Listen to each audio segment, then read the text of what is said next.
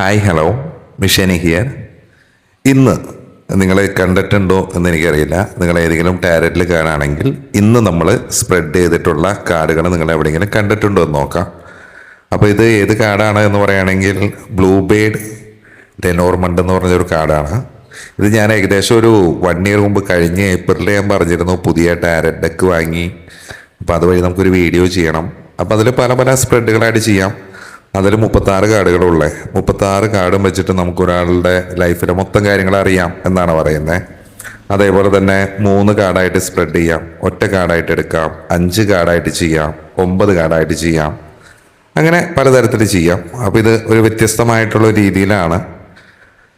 ഇത് എന്താ പറയുക, ശരിക്കും പറഞ്ഞാൽ നമ്മുടെ ദൈനംദിന ജീവിതത്തിലെ പ്രായോഗിക കാര്യങ്ങൾ, ജോലി, സ്നേഹം, യാത്ര, കുടുംബം, ഇത്തരം കാര്യങ്ങളെ കുറിച്ച് നോക്കാൻ വേണ്ടിയിട്ടാണ് മെയിൻലി ഇത് ഉപയോഗിക്കുന്നത്. അതുപോലെ തന്നെ ഈ കാർഡുകൾ നമുക്ക് ഡയറക്റ്റ് ഉത്തരം നൽകുന്നതാണ്. കാരണം വളച്ചൊടിക്കാതെ കാര്യങ്ങൾ നമുക്ക് വരുന്നതുകൊണ്ട് ഇതിലെ പ്രവചനങ്ങൾ ഏറെക്കുറെ കറക്റ്റ് ആയിരിക്കും. കാരണം ഇത്തരത്തിൽ ആദ്യമായിട്ട് ചെയ്തൊരു വ്യക്തിയുടെ പേരാണ്, ഈ കാർഡുകൾക്ക് പേര് കൊടുത്തിരിക്കുന്നത് തന്നെ മാഡം മേരി ആനി ലെനോർമണ്ട് എന്നാണ്.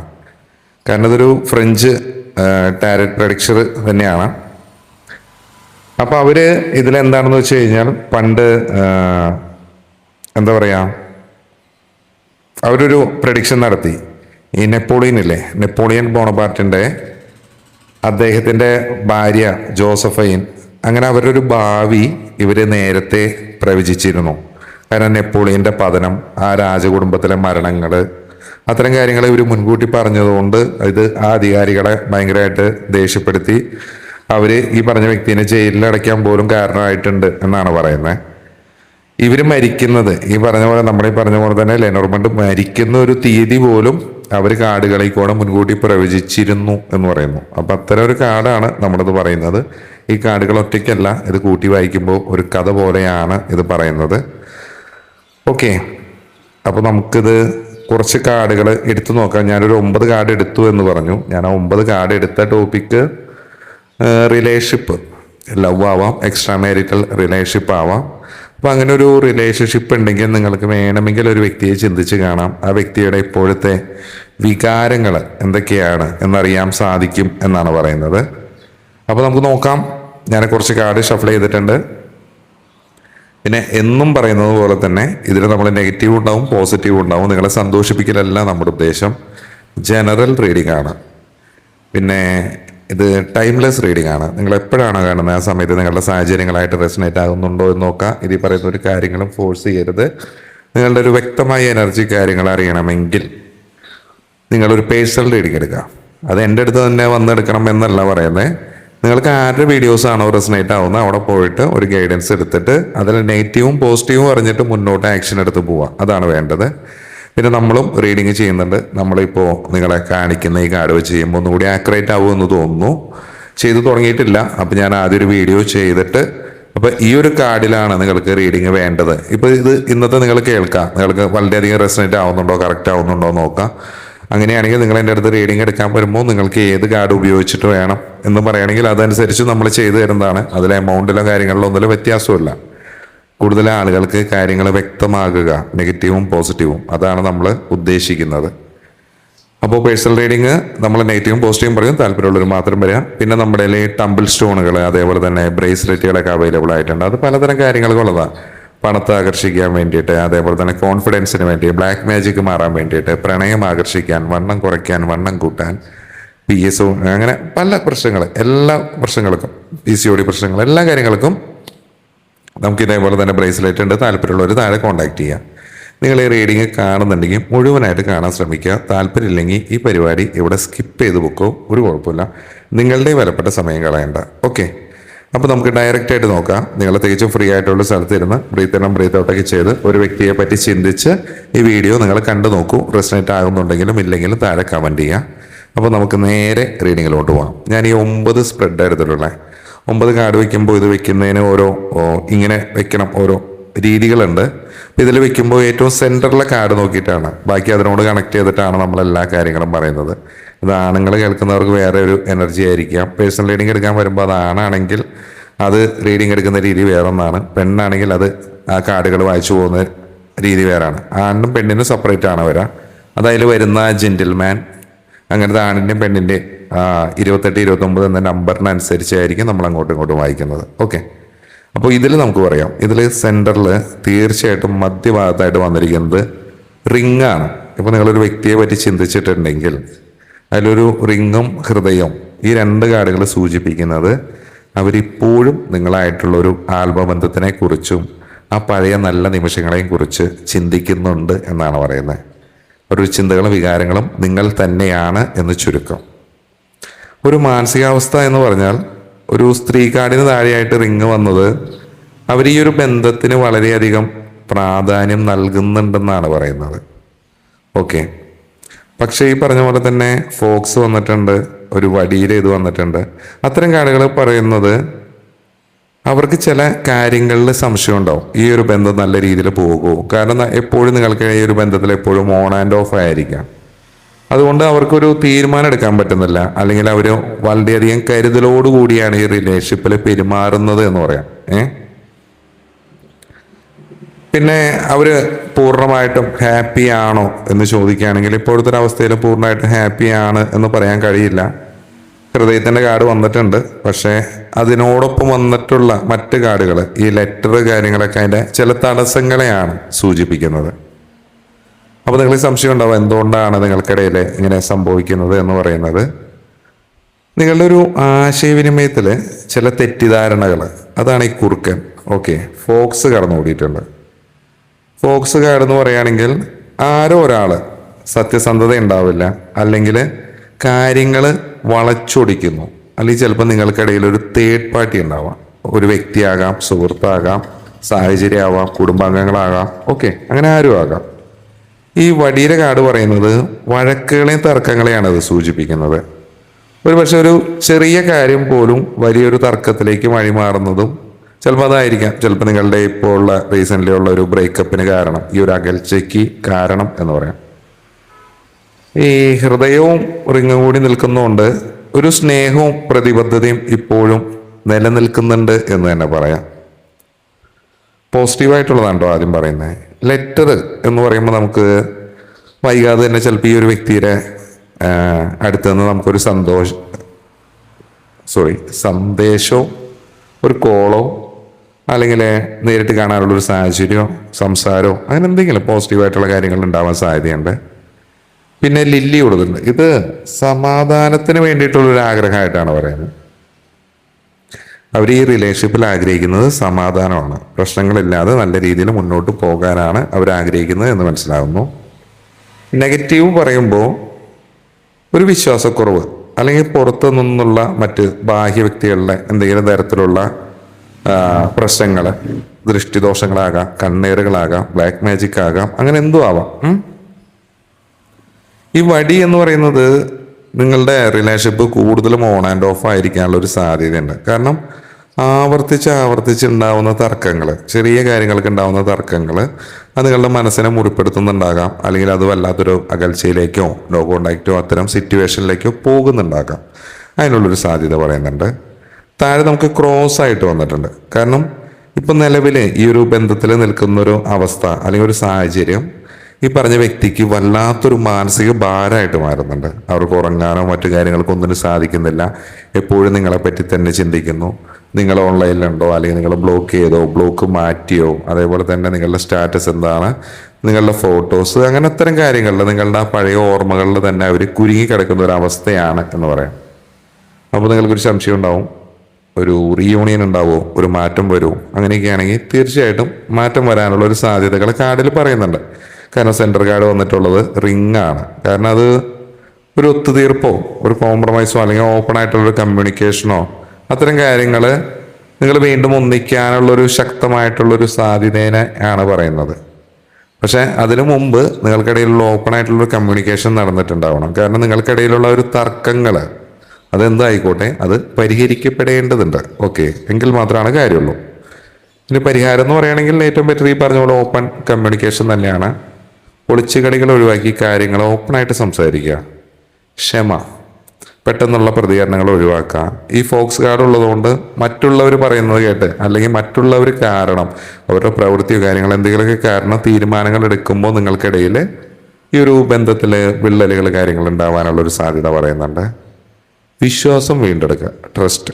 ഓക്കെ, പരസ്പരമുള്ളൊരു വിശ്വാസം ഉറപ്പിക്കാനുള്ള ശ്രമങ്ങൾ നിങ്ങൾ മാത്രമല്ല അവരും നിങ്ങളും എടുത്താൽ മാത്രമാണ് ആ റിലേഷൻഷിപ്പ് ഭംഗിയായിട്ട് പോവുള്ളൂ.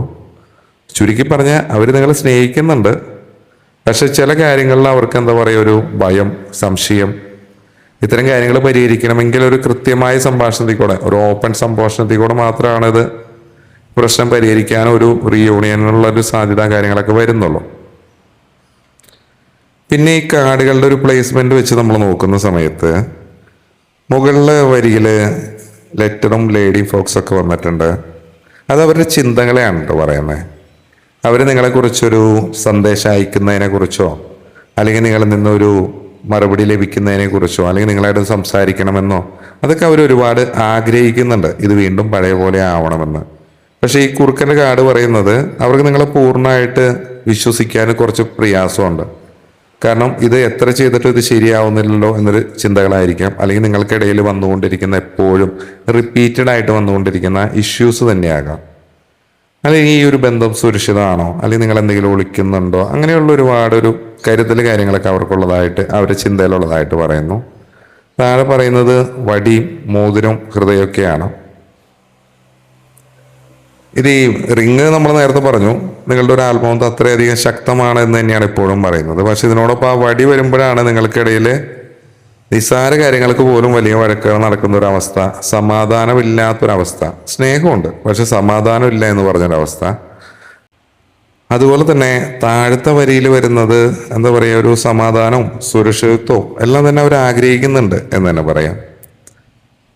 നിങ്ങളുടെ ബന്ധത്തിൽ എന്തുകൊണ്ടെങ്ങനെ സംഭവിക്കുന്ന അങ്ങനെ ഒരു ഡൗട്ട് ഉണ്ടെങ്കിൽ നിങ്ങളുടെ ബന്ധത്തിൽ മൂന്നാമതൊരാളുടെ ഒരു ഇടപെടലോ അല്ലെങ്കിൽ പഴയ കാലത്തെ ചില തെറ്റായ ധാരണകളോ ഇപ്പോഴും വിനയാകുന്നുണ്ട്. കൂടാതെ ഈ പരസ്പരം കുറ്റപ്പെടുത്തുന്ന ഒരു രീതി നിങ്ങളുടെ റിലേഷൻഷിപ്പിലെ കാര്യങ്ങളെ ഒരുപാട് വഷളാക്കുന്നുണ്ട് കേട്ടോ. പിന്നെ അവർക്ക് ഇപ്പോഴും നിങ്ങളോടൊരു താല്പര്യമുണ്ടോ എന്നൊരു ക്വസ്റ്റ്യൻ ഉണ്ടെങ്കിൽ അതിനുള്ളൊരു ആൻസർ ഈ ഹൃദയവും റിങ്ങും തന്നെയാണ്. ഇത് അടുത്തടുത്ത് വരുന്നത് ഒരു താല്പര്യമില്ലായ്മയല്ല കാണിക്കുന്നത്, മറിച്ച് എങ്ങനെ മുന്നോട്ട് പോകണം എന്നറിയാത്ത നിങ്ങൾക്കിടയിലുള്ള ഒരു ആശയക്കുഴപ്പത്തിനെയാണ് അത് സൂചിപ്പിക്കുന്നത്. ഒരു മാറ്റം വരുമെന്നൊക്കെ ചോദിച്ചാൽ അടുത്ത കുറച്ച് കാലം കൂടി ചിലപ്പോൾ ഈ ഒരു സമ്മർദ്ദം ഇങ്ങനെ ഉണ്ടാകാം. ക്രോസ് കാർഡ് വന്നിട്ടുണ്ട്, പക്ഷേ ലില്ലി കാർഡ് കാണിക്കുന്നത് വൈകാതെ ഒരു ശാന്തത വരും എന്നാണ്. അത് തനിയെ സംഭവിക്കുന്നതല്ല, നിങ്ങൾ രണ്ടുപേരും മനഃപൂർവ്വം ശ്രമിച്ചാൽ മാത്രമാണ് അത് വർക്കാവുന്നുള്ളൂ. ഇതിൽ നെഗറ്റീവ് വശങ്ങൾ എന്ന് പറഞ്ഞാൽ അല്ലെങ്കിൽ നിങ്ങൾ ശ്രദ്ധിക്കേണ്ടതായിട്ടുള്ള കാര്യങ്ങൾ എന്ന് പറയുമ്പോൾ ട്രസ്റ്റ് ഇല്ലായ്മ. കാരണം ചെറിയ കാര്യങ്ങൾ പോലും സംശയത്തോടെ കാണുന്നൊരു സ്വഭാവം, ആവർത്തിക്കുന്ന വഴക്കുകൾ, ഒരേ വിഷയത്തിൽ തന്നെ വീണ്ടും വീണ്ടും തർക്കിക്കുന്നത് ബന്ധത്തിനെ തളർത്തുന്നുണ്ടാകാം. ഇപ്പോഴത്തെ അവസ്ഥയിൽ അവർക്കും നിങ്ങൾക്കും ചിലപ്പോൾ ഈ ഒരു ബന്ധം ഒരു സന്തോഷത്തിനേക്കാൾ ഉപരിയായിട്ട് ഒരു ഉത്തരവാദിത്വമോ അല്ലെങ്കിൽ ഒരു ബാധ്യതയോ ആയി തോന്നുന്നുണ്ടാകാം. ഇത്തരം സാഹചര്യങ്ങളുണ്ടോ നോക്കാം. ഇതിന് പരിഹാരങ്ങൾ എന്താണെന്ന് വെച്ചാൽ പരാതികൾ കുറയ്ക്കുക, അതാണ് ഏറ്റവും നല്ലത്. തൽക്കാലം പഴയ കാര്യങ്ങൾ പറഞ്ഞ് വഴക്കിടുന്ന പരിപാടി നിർത്താം. അപ്പോൾ ആ വടിയുടെ എനർജി അങ്ങ് മാറിപ്പോകും. വിശ്വാസം നൽകാം, കാരണം അവർക്ക് നിങ്ങളിൽ ഒരു സുരക്ഷിതത്വം തോന്നുന്ന രീതിയിൽ പെരുമാറുക, പക്വതയോടുകൂടിയുള്ള ഒരു സമീപനം. അങ്ങനെ വരുമ്പോൾ നമുക്ക് ഈ പറഞ്ഞ പോലെ കരടിയുടെ എനർജി അവിടേക്ക് വരുന്നുണ്ട്. സത്യസന്ധത, എന്തെങ്കിലും കാര്യങ്ങൾ മറച്ചു വയ്ക്കുന്നുണ്ടെങ്കിൽ അത് തുറന്നു പറയുന്നതാണ് നല്ലത്, അല്ലെങ്കിൽ സംശയങ്ങളുണ്ടെങ്കിൽ അത് ചോദിക്കുന്നതാണ് നല്ലത്. അല്ലെങ്കിൽ ഈ ഫോക്സ് കാർഡ് ഇടയ്ക്കിടയ്ക്ക് വന്ന് ഈ സംശയങ്ങൾ വർദ്ധിക്കും.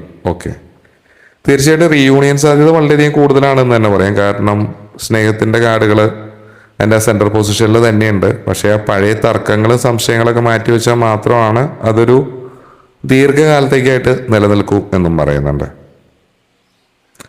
ഇതിൽ ഈ ലെനോർമൻ റീഡിങ്ങിൽ ഇത് പറയുമ്പോൾ ഫോക്സിൻ്റെ കാർഡ് എപ്പോഴും ഈ ചതി, തന്ത്രം, അല്ലെങ്കിൽ ഈ ഒരു ബന്ധത്തിൽ അനാവശ്യമായിട്ട് ഇടപെടുന്ന മറ്റൊരാൾ, അത്തരം കാര്യങ്ങളെയാണ് മെയിൻലി അത് പ്രതിനിധീകരിക്കുന്നത്. അപ്പോൾ നിങ്ങൾക്കൊരു തേർഡ് പാർട്ടി സാഹചര്യം ഉണ്ടെങ്കിൽ അത് മാറാൻ സാധ്യതയുണ്ടോ എന്ന് ചോദിച്ചാൽ തീർച്ചയായിട്ടും മാറും എന്ന് തന്നെയാണ് പറയുന്നത്. പക്ഷെ അത് വളരെ പെട്ടെന്ന് സംഭവിക്കില്ല. അതിനുള്ളൊരു കാരണങ്ങൾ എന്താണെന്ന് വെച്ച് കഴിഞ്ഞാൽ ഈ കുറുക്കൻ മുകളിലെ വരിയിൽ വന്ന ഈ കാർഡ് കാണിക്കുന്നത് ഈ മൂന്നാമത്തെ വ്യക്തി, തേർഡ് പാർട്ടി സിറ്റുവേഷൻ, നിങ്ങൾ ആരുണ്ട് എന്ന് സംശയിക്കുന്നു, അവരിപ്പോഴും സജീവമാണ് എന്ന് തന്നെയാണ് പറയുന്നത്. അവർ വളരെ തന്ത്രപരമായിട്ടായിരിക്കാം ഈ റിലേഷൻഷിപ്പിൽ ഇടപെടുന്നത്. താഴെ ഈ റിങ്ങും ഹൃദയവും ഇത് വരുമ്പോൾ ഈ രണ്ട് കാർഡുകളും നിങ്ങളുടെയും പങ്കാളിയുടെ ഇടയ്ക്കുള്ള ഒരു ബന്ധത്തിന് തന്നെയാണ് സൂചിപ്പിക്കുന്നത്. മൂന്നാമതൊരാൾ വരുന്നുണ്ടെങ്കിലും നിങ്ങളുടെ പങ്കാളിയുടെ ആഴത്തിലുള്ള ആ ഒരു വികാരം നിങ്ങളോടൊപ്പം തന്നെയാണെന്ന് 100% വിശ്വസിക്കാം. പിന്നെ താഴെ വന്നിരിക്കുന്ന ക്രോസ് കാർഡ് പറയുമ്പോൾ ഈ മൂന്നാം കക്ഷിയുടെ, ഇദ്ദേഹത്തിൻ്റെ അല്ലെങ്കിൽ ഇവരുടെ ഈ സാഹചര്യത്തിൻ്റെ ഒരു പ്രശ്നം എന്ന് പറഞ്ഞാൽ ആ ഒരു ഇത് നിങ്ങളുടെ പങ്കാളിക്ക് ഇപ്പോൾ വലിയൊരു ഭാരമായിട്ട് മാറിയിട്ടുണ്ടാവും. ഓക്കെ, അതിലത്ര സന്തോഷവതിയോ സന്തോഷവാനോ ആയിരിക്കില്ല. വൈകാതെ തന്നെ ആ ഒരു ബന്ധം എന്തെങ്കിലും തർക്കങ്ങളിലേക്ക്, കാര്യങ്ങളിലേക്ക് പോകാനുള്ളൊരു സാധ്യതയുണ്ട്. കാരണം വൈകാരികമായിട്ട് ചിലപ്പോൾ ഈ തേർഡ് പാർട്ടി ഇവരെ ബ്ലാക്ക് മെയിൽ ചെയ്യാനോ അല്ലെങ്കിൽ കൈപ്പിടിയിൽ ഒതുക്കാനോ അല്ലെങ്കിൽ അവരുടേതാക്കി മാറ്റാനുള്ള ഏതെങ്കിലും തരത്തിലുള്ള തന്ത്രങ്ങൾ ചെയ്യുന്നുണ്ടാകാം. അത് ബ്ലാക്ക് മാജിക് ആകാം, മറ്റെന്ത് കാര്യങ്ങളും ആകാം. അതേപോലെ തന്നെ താമര വരുന്നത് സമാധാനത്തിന് ഒരു സത്യം കാര്യങ്ങളൊക്കെ പുറത്തു വരുന്നതിനെയാണ് സൂചിപ്പിക്കുന്നത്. കാരണം ആ മൂന്നാമത്തെ ഒരു തേർഡ് പാർട്ടിയുടെ യഥാർത്ഥ മുഖം, അവരുടെ ഇൻറ്റൻഷൻ എന്താണ് എന്ന് നിങ്ങളെ മനസ്സിലുദ്ദേശിക്കുന്ന വ്യക്തി തിരിച്ചറിയാൻ ചിലപ്പോൾ സമയമെടുക്കാം. പക്ഷെ അതെന്താണെങ്കിലും സംഭവിക്കുമെന്ന് തന്നെയാണ് പറയുന്നത്. അപ്പോൾ തേർഡ് പാർട്ടി സിറ്റുവേഷൻ മാറിപ്പോവും, വളരെ പെട്ടെന്നല്ല. ഓക്കെ, പിന്നെ കരടിയിൽ ഇത് വരുമ്പോഴും, കാരണം ഈ പറഞ്ഞ വ്യക്തിക്ക് അല്പം കൂടി ആ ധൈര്യം ആവശ്യമാണ് എന്ന് പറയുന്നുണ്ട്. നിലവിൽ ഇപ്പോൾ നിങ്ങളുടെ ഒരു പങ്കാളി, നിങ്ങൾ ചിന്തിച്ച ആള് ആ ഒരു വ്യക്തിയുടെ സ്വാധീനത്തിലായിരിക്കാം. ഓക്കെ, അതിനുള്ളൊരു കാര്യങ്ങൾ പറയുന്നുണ്ട്. പിന്നെ നിങ്ങൾ ഈ റിലേഷൻഷിപ്പിൽ ചെയ്യേണ്ടത്, നിങ്ങൾ ആ തേർഡ് പാർട്ടി സിറ്റുവേഷനെ പറ്റി പറഞ്ഞ് ഈ പങ്കാളിയായിട്ട് വഴക്കിടാതിരിക്കുക. കാരണം വഴക്കുകൾ കൂടുന്തോറും നിങ്ങളുടെ റിലേഷൻഷിപ്പ് വഷളായിക്കൊണ്ടിരിക്കുമെന്നാണ് പറയുന്നത്. വിശ്വാസം നിലനിർത്തുക, നിങ്ങളുടെ ബന്ധത്തിലെ നല്ല കാര്യങ്ങളെക്കുറിച്ച് അത്തരത്തിൽ പോസിറ്റീവായിട്ട് പോകുക. ഇതൊരു കാർമിക് സൈക്കിളായിട്ട് കാണാം ക്രോസ് കാർഡ് പറയുന്നത്. പതിയെ പതിയെ ഈ പറഞ്ഞ തേർഡ് പാർട്ടി സിറ്റുവേഷൻസ് സ്വാധീനം കുറയാനുള്ള ഒരു സാധ്യതയുണ്ട്. കാരണം നിങ്ങളുടെ ഒരു പങ്കാളിക്ക് ചിലപ്പോൾ ആ ഒരു സാഹചര്യം ഒരു തടസ്സമായിട്ട് തോന്നിയിട്ടുണ്ടാവാം. ഓക്കെ, സത്യസന്ധമായ സ്നേഹം ജയിക്കാനുള്ള ഒരു സാധ്യത തന്നെയാണ് ഈ കാർഡുകളൊക്കെ തന്നെ പറയുന്നത് കേട്ടോ.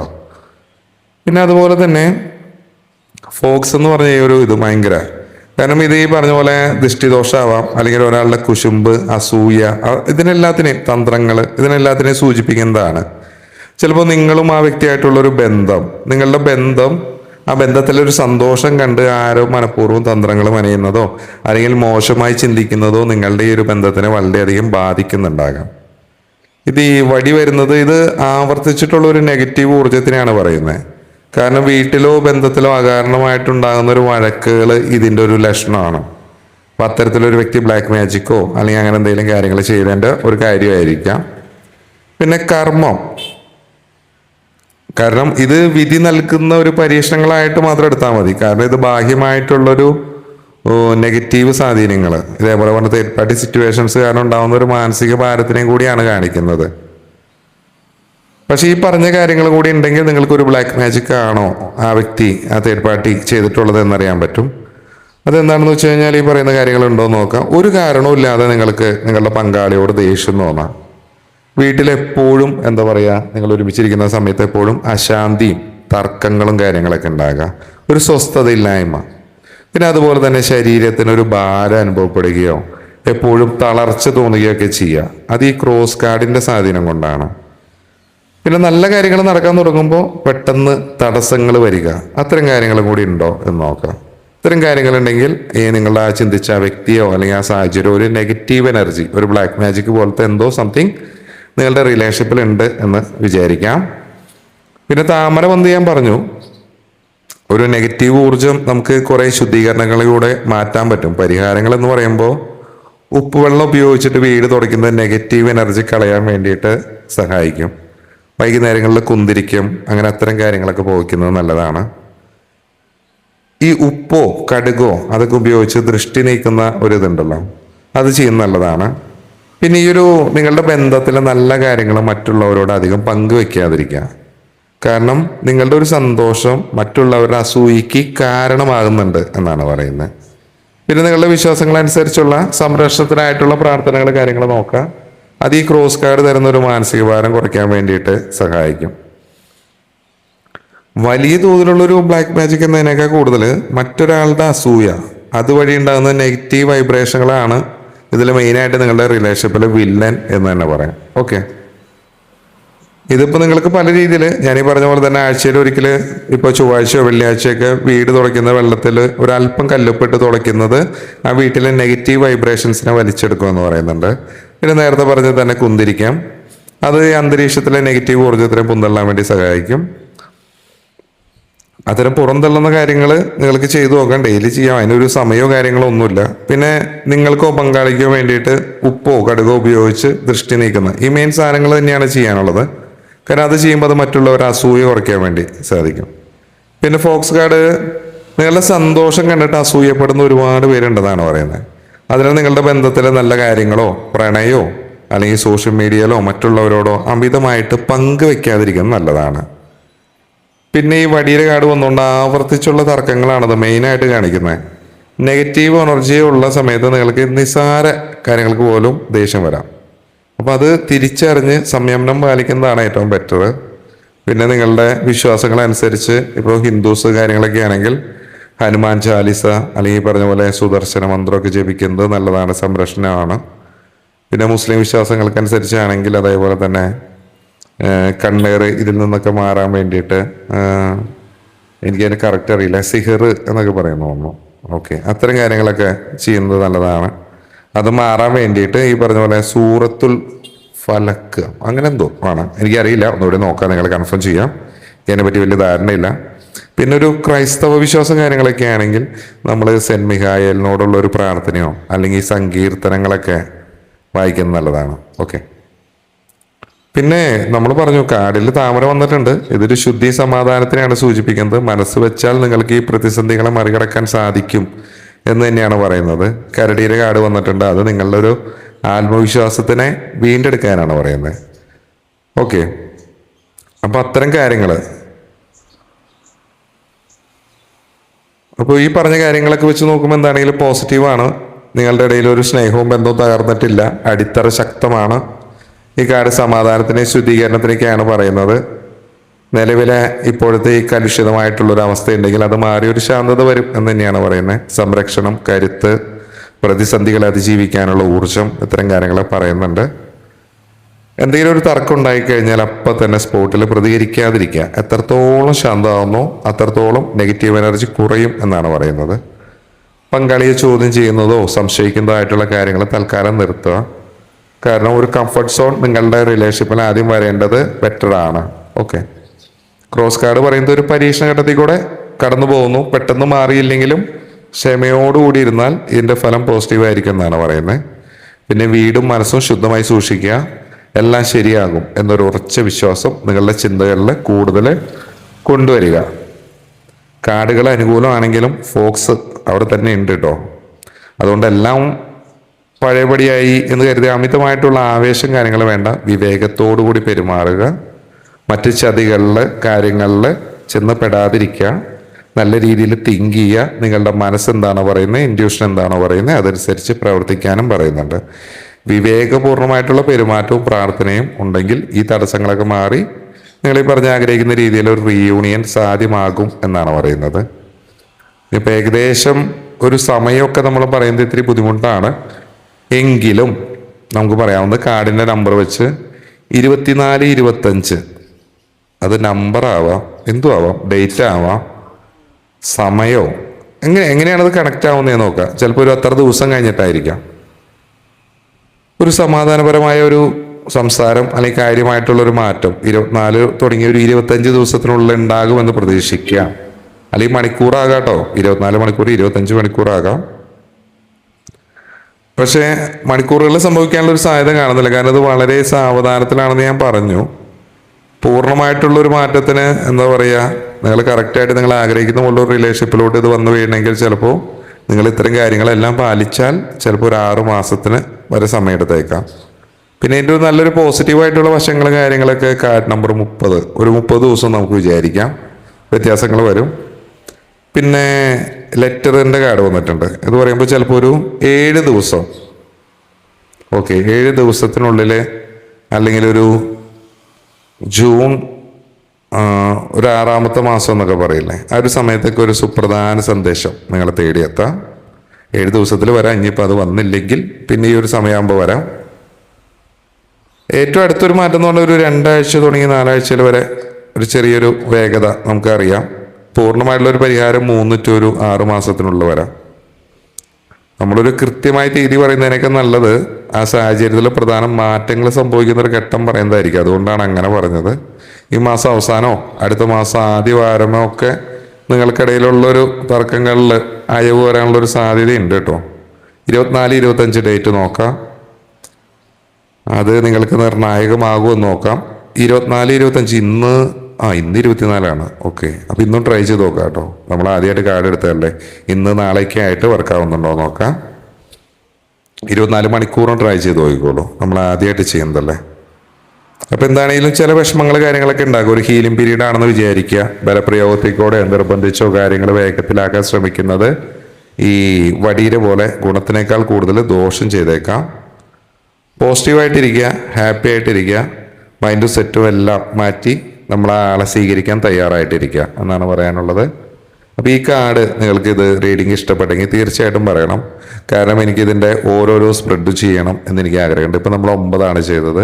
ഇനി വേണമെങ്കിൽ നമുക്ക് 5 ചെയ്യാം, 3 ചെയ്യാം, 2 ചെയ്യാം, 1 ചെയ്യാം, അല്ലെങ്കിൽ മൊത്തം കാർഡ് നിർത്തിയിട്ട് 36 കാർഡിൻ്റെ ചെയ്യണമെന്ന് എനിക്ക് വളരെ ആഗ്രഹമുണ്ട്. അപ്പോൾ നിങ്ങൾക്കിത് ഓക്കെ ആയോ, റെസണേറ്റ് ആയോ എന്നൊക്കെ പറയൂ. അതിനുശേഷം ഞാൻ ചെയ്തിട്ടല്ലേ കാര്യമുള്ളൂ. പിന്നെ റീഡിങ്ങിനൊക്കെ വരുന്നവർ നെഗറ്റീവും പോസിറ്റീവും ഒക്കെ പറയും, താല്പര്യമുള്ളവർ മാത്രം വന്നാൽ മതി. പിന്നെ ചാനൽ സബ്സ്ക്രൈബ് ചെയ്യുക, കാണണം, ലൈക്ക് അടിക്കുക, ഇതൊന്നും പറയുന്നില്ല, ഇത് നമ്മൾ ആദ്യമേ പറയാറില്ല. പിന്നെ ബ്രേസ്ലെറ്റൊക്കെ ഉപയോഗിക്കുന്നവർ വിശ്വാസം ഉണ്ടെങ്കിൽ മാത്രമാണ് ഇതൊക്കെ ഉപയോഗിച്ചിട്ടും കാര്യമുള്ളൂ. പിന്നെ നമ്മൾ അടുത്തൊരു വീഡിയോ ആയിട്ട് വീണ്ടും കാണുന്നവരെ ബൈ ഫ്രം മിഷാനി.